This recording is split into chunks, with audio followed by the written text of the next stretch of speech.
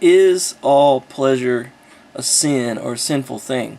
And the problem we run into is that in life we have so many things that bring us pleasure, that bring us enjoyment, that we find fun or feel good, or on some level we like those things. And there are things in this world, it may be food, it may be staying in bed, your bed's comfortable. It may be sex, sex is a pleasurable thing that pretty much everyone enjoys in this life. Who knows, But the question we want to ask ourselves is, are all pleasures a sin?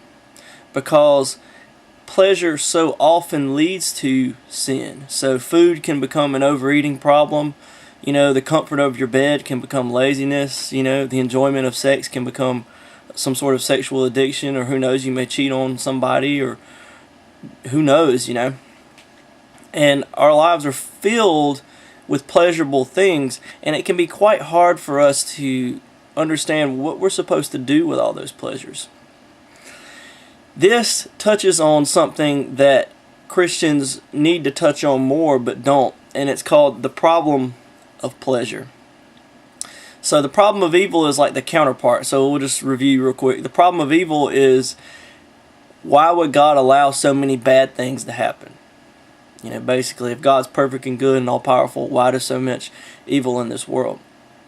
The problem of pleasure is a different sort of problem, but it's very similar. It just says, why would God put so many wonderful pleasures in this world if it is these pleasures that draw us to evil? So the greed for money is like almost always a source of evil. So like, for example, it doesn't matter if a musician's Christian or secular or whatever. As soon as you find out that, that band or that artist is in it for the money, you're like, what a terrible person. They're just doing it for the money. They're just doing it for the pleasure. Or some woman who marries a really old rich man, and they call her a gold digger, right? Because she's just doing it for the money. She doesn't really love him. It's just for the money. We get that kind of thing. It could be at the grocery store where they give you shoddy food. Like, if you think that you're getting shoddy food, and you say, they don't care about me and getting quality, wholesome food. They just want the money.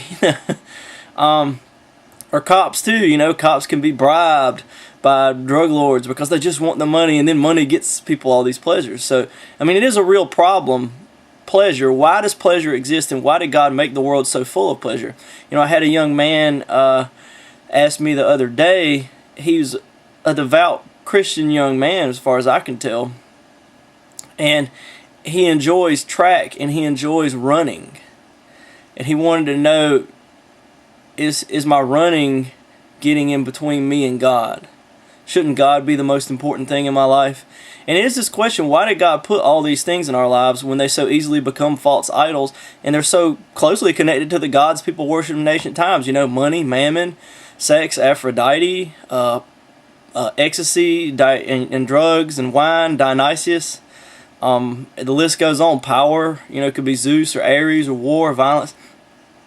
So the simple answer is that as Christians, we believe God is creator, and a creator God has a purpose in everything he does. And the ultimate purpose of all existence, according to the Bible, if you believe the Bible, is love the Lord your God with all your heart, soul, mind, and strength. That the value of God is the ultimate good. Therefore, when he created the good things in this world, they were created to help us value God with that purpose in mind, because everything has that purpose in mind. Okay? So what that means is, perhaps these things are created to draw us to God, but so often they become something that comes between us and God. And the book of Romans puts it like this: we worship and serve the the created thing, rather than the creator. He says, who is forever praised, amen. But the created thing should really give you an appreciation for the creator of that thing, should it not? When you go to your grandma's, if you're lucky enough to have ones like I do who cook delicious food, then the delicious food doesn't merely give you an appreciation for delicious food, it gives you an appreciation for the cook of the food. It should. And it's the same thing, that every pleasure in this life should really draw us to God, but it gets in between us and God because we become committed to the pleasure instead of to the God who created the pleasure. So pleasures, and all the ones that we have in this life, whether it's fishing, whether it's like me, like you're riding your skateboard, should be an act of worship. And they should exist for a purpose, to help us understand God. But let's think about it. Isn't God something that would be hard to understand? Isn't the goodness and the greatness of God something that would be hard to understand?